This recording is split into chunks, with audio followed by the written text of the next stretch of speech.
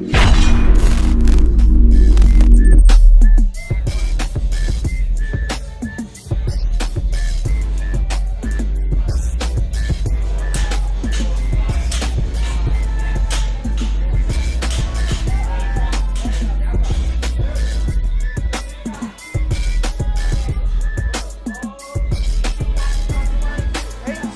18.4 went ahead and dropped last night. A little slow getting this video out to you guys today, but we're getting it out to you nonetheless. So with this, guys, formats, right? We already went through essentially the majority of the formats. So boom, as I mentioned in the previous videos, we're probably just going to be seeing repeats of versions of classics. I'm not going to go ahead, I'm not going to say this is a sprint because it is technically above that 7 to 8 minute time domain.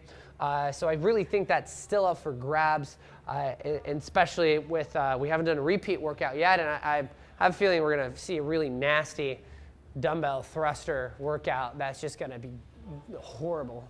It'll be like Fran or something, right? Dumbbell thrusters, chest to bar. So, but anyway, we're going to go ahead. Deadlifts are over. Boom. That's marked off the lifts. Handstand push-ups, right? And then this is the dark horse of new movements that I've been wanting to see ever since they essentially started to have those 25-foot increments that we've been able to do in the open, which is handstand walking. Boom. A lot of people were naysaying me, and I'm glad it happened. I think it's an awesome new movement to roll out, kind of get the rest of the community on board with a skill that I think is really valuable. So with that, guys, there we go. We still have a lot of things left on the board, but I think I'm willing to hedge my bets what it's going to be coming up next. But with that, guys, let's flip over. Let's talk about what your warm-up workout flow should be leading up to this. I think it's going to be important to make sure that you're relatively warm for this. This is going to be definitely a maximal effort sprint workout for most of you, and especially for those of you that might not be able to handstand walk, but you can go ahead and do RX Diane. It's definitely going to be get as quickly as you can to that time split, and we're just spending time working on handstand walks, right? So with that, guys, I would go jump on the bike for at least 3 minutes, just easy, warm, oxygenate the bloodstream. If you have a ski erg, it's going to be important. Utilize that. I'm going to say about 4 rounds, 30 seconds ski erg with your hips high, right? Go ahead and getting that hip hinge, getting that essentially hamstring recruitment going, elongating those. You're going to use 5 American kettlebell swings to essentially progressively open up the shoulder for your overhead position for the handstand walking or handstand push-ups. You're also going ahead and getting that hip hinge opening warmed up. Think about that timing, be explosive for your deadlifts. Make sure when you're doing these, we don't have this internal rotation of the shoulder and the elbow. We're actually nice and tight here, so it starts to progressively open up the lat and through the shoulder girdle. Hollow body rocks, go ahead and do a few. We need to start warming up the anterior chain, making sure everything's nice and tight, and to be able to stabilize for the deadlifts, handstand push-ups, all that inversion work. Then once you go ahead and go through that, we're going to do 2 to 4 rounds, and this is going to be a little bit more of your openers, activation. This is just kind of get you warm, some really general stuff to get you going. You're going to do 20-second arm bar into 1 Turkish get-up, and then while you're at the bottom of the Turkish get-up, you're going to do 3 bent arm bars, and I'll go ahead and demo what that looks like. But after that, you're going to do 8 banded good mornings. Go ahead, have a heavier band with that. Find that resistance. I want a band at a certain level of tension to where as you start to hip hinge down on the eccentric, you have to work really hard to make sure you don't find yourself in a state of flexion or a hyperextension. And then we're going to do 16 pull-off presses. Make sure that we're essentially just getting that anti-rotational work. It's going to be super important in inversion. With that, guys, let's go ahead. Let's demo this armbar, right? That'll be my own beautiful Vanna White today. So we're going to be here. I'm going to get this bell up.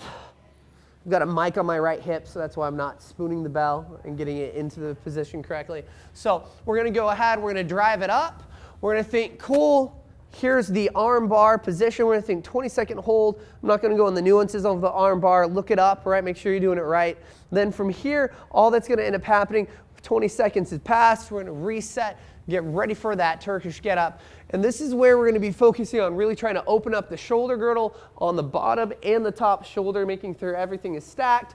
flowing correctly, every position, trying to make sure we're hitting the positions correctly. And as you can see, the shoulder is slowly, progressively finding a more open position, bicep to ear, right? And then we're going to go ahead and flow back down.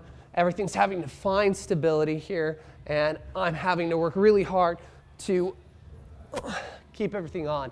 Once we get back down to this bottom of the Turkish get-up, we're going to go ahead and re-hit the arm bar position, and this is where you are going to do 3 bent arm bars. Now this is when you're going to go ahead, keep the shoulder packed.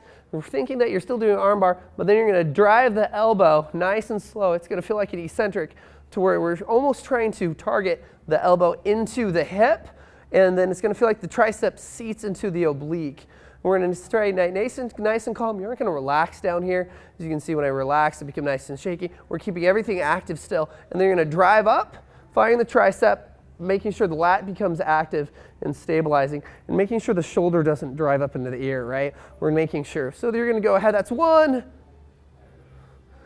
2. You're going to have to be really conscious about this. And then 3. Nice, guys. Good. And then boom, come down. Oh, boom, deload the bell correctly. That's that flow, right? Have fun with that. You're going to find that's a really good opener for you. For the handstand push-ups, it's not loaded, so we want to make sure that we're active through the lat, the upper back, to stabilize for the handstand walks when we get there. But the problem is that we need to make sure that we are not fighting the lat to open up, driving through for the handstand push-ups. So we just can't get loose. We need to be active as well. Cool. That's going to be general warm-up and mobility. Let's talk about your limiters and essentially your trial run of this. I would go ahead, of course, warm up to your starting deadlift and then your ending deadlift weight. Break it down, right? And then you're going to do 3 rounds, 4 deadlifts, 4 handstand push-ups. This should be a max effort 3 rounds. Get that feeling of jacking your heart rate up. Then from there, you're going to have 30 seconds of rest. During that 30 seconds rest, you're going to put your weights on your own barbell at the heavier load, 2 deadlifts, then 10 feet of a handstand walk or a bear crawl if you're a scaled athlete. Get this feeling, right, to red line here, because most of you are going to be working really hard. And by the time you get to this section, this heavier load is going to feel quite a bit different than what you were doing just warming up. And then this stabilization through the handstand walking is going to feel quite a bit different too. So make sure you red line here, right? Go ahead, get this feeling, and see what you really need to think about and be intentional of how you need to essentially stabilize through your handstand walks. Good. Okay, let's talk about limiters. Big limiters, guys, is going to be hamstrings. If your hamstrings are way too tight, they need to be active to do work. But if they're way too tight, what's going to happen is you're going to run out of hamstring. And as soon as you run out of hamstring, your body's naturally going to go to your lumbar erectors, aka your low back. And at that point, it's going to get blown out eventually through Diane. And then when you go to do your heavy deadlift, it's just not going to happen. Or what's going to happen, you're going to be able to use your lumbar erectors to get that work done. And then guess what? You're not going to have them to stabilize during your handstand walk. And then your lower back's just going to essentially just crumple. And then you're going to be like, I don't understand why I have 0 stability in my handstand walk. So be smart there. Hamstring is also going to put a lot of work for you to try to stabilize through your midline. And when people stabilize through their midline, most people don't practice either diaphragmatic breathing or certain essentially techniques that allow you to brace under extreme conditions but still be able to oxygenate your bloodstream, and which means that your heart rate is just going to start going up through the roof. So we want to make sure these hamstrings are nice and loose, so we aren't consistently fighting and bracing too hard through the midline. Another one is just going to be localized fatigue. Again, right, I'm going to skip down. Lumbar erectors is going to be part of that localized fatigue. You got to be careful about making sure that we just don't find that we're blowing these out, because we're going to need them in the high technical movement of the handstand walk. And so don't get lazy, right? Especially stronger individuals, to where you never feel like you have an issue dipping into these. You are going to need them quite a bit in your handstand walk. Then the other ones are going to be shoulders. We want to try to think During the handstand push-ups, we want to make sure our arms are in such a position to where our triceps are doing the majority of the work rather than our shoulders, right? So a lot of people like to be out here, use that front delt, right? I would prefer athletes to be a little tighter, because as soon as we're done with handstand push-ups, guess what? The tricep doesn't really have to do any work during the handstand walk. It's essentially all just shoulders, scapular retraction, all this type of work, right? The elbow's never actually loaded in a bent position. So be smart so your shoulders aren't blown out and become a limiter, right? Blow out your triceps then so you can move to your shoulders. Great, guys. That's your time trial and limiter. If we're talking about game plan, if you are an athlete that has an RX Diane, but you do not have the capability of handstand walking, or you're like, I'm going to get I'm just going to chip my way through this. There's no way I'm going to do amazing and get to the end of the handstand walking. Then I want you guys to think you're going to PR your benchmark. You're going to PR and go for that essentially gold star of Diane. Right? Go for it, hit that. You're going to get some good time splits, and then use the rest of the time just to practice your handstand walking. For athletes that can handstand walk, right? I want you, or a skilled athlete that's essentially doing bear crawl, and I guarantee you your push should be to finish this workout at this point. I want you to think deadlifts need to be a strategic 2 sets if you are not 100% confident that you could easily do 225 or 155 or whatever weight you're doing unbroken every set and not go down the other side and be like, my low back is gone, right? Strategic 2 reps, what that's going to look like is essentially if I'm on my barbell, I'm doing my deadlift, I drop it, and then I'm going to take 2 breaths. I never stepped away. I stayed right onto my barbell, and then I'm going to go ahead, take a breath, stabilize, pull in, go again, right? And keep yourself with that. You'll find out there's transition time. Really doesn't matter, and it's going to give you more buffer at the end of the workout. Now, for the handstand push-ups or hand release push-ups, right, I'm going to go ahead and say for our advanced athletes, this is more about time and retention, going into that localized shoulder fatigue. The longer we are in a inverted state doing handstand push-ups, the more the upper back, the shoulders have to stabilize. So at that point, we just need to go ahead and complete these handstand push-ups as quickly as we can. If we have a judge, right, and we just start videotaping, we need to go have the mindset that I'm going to push my judge to have a hard time keeping up with me for my handstand push-ups. It doesn't mean we're going to short reps on purpose. Doesn't mean that we're not purposely going to try to reach for the movement, the range of motion standards, but we're going to be moving as quickly as we can and keep our judge on their toes. Remember, we have a new handstand push-up range of motion standard to essentially get that line. I think it's going to actually play better for most people because you're going to be about 1 inch to 2 inches shorter on that line than in previous years. So take advantage of that, right? Now, if we're talking about intermediate athletes that have handstand push-ups and can't think of 2159, that can be unbroken sets, break them up early. This is super common sense, but I think everybody will come on out on that set of 21 and they're going to do way too many reps even if they feel really good. Like if you know you can do 10, you should probably actually do sets of 5, right? Just be uber conservative, kick back from the wall, have that breath, brace, kick into it again. The same concept that we had in the deadlifts. Now, let's talk about tips. Tips are going to go ahead, develop your station, go ahead. I know for our setup for Friday Night Lights, we're going to go ahead and do our best to make our stations really dynamic, to be able to compress really tight for Diane and then open up for the handstand walking. So make sure that transition times are as least as possible. Handstand push-ups, make your marks. I think a lot of times, and especially during the open, people are in their heads worrying about that line to break their heels apart.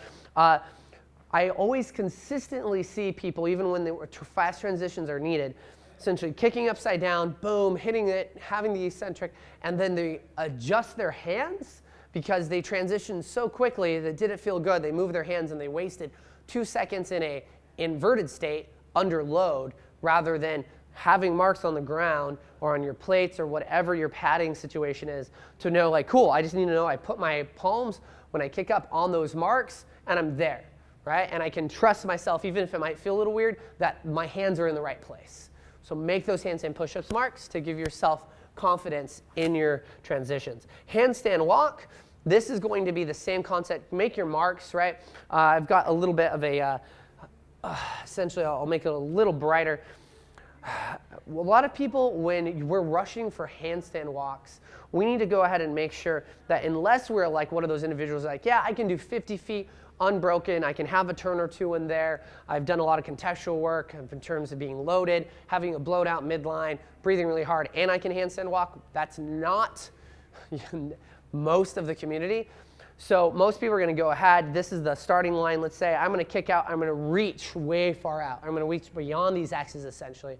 And we're going to find out that I've never hit that inverted state. I'm never able to actually walk. I'm going to just look like one of those individuals that I'm kicking out, I'm falling, right? I get a few steps, and 5 feet is actually way further than what you think. So what you need to do is go ahead, essentially, as I said, if this is that starting line, you need to make 2 X's down that are really close to that starting line, to where that's where you're going to essentially place your hands. And what that's going to do, I have a mic so I'm not going to do this, so if I go ahead, I set, boom, my feet are on the line, so I'm still not going to get a no rep. I'm going to reach my hands down, kick up, my hands are going to find this, and what's going to end up happening is I'm not going to have to spend a lot of energy actually getting into an inverted position. That kick up's going to be relatively simple.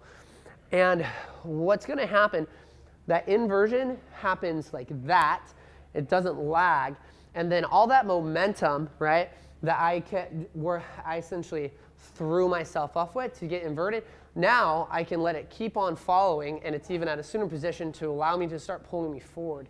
And it just speeds up the process. So it's going to be important to understand, make your marks for handstand walks. I think that's going to be a big mistake. People reach out too far, especially if you aren't extremely proficient. Or if you are a proficient athlete, what I would do is go ahead, go for the long reaches, and if those start to fall apart, maybe have these marked out to be a reminder, hey, strategy is not going the best that I thought. Now I need to go back to something that forces a level of virtuosity and better mechanics rather than just speed. Cool, guys, I could go on and on, right?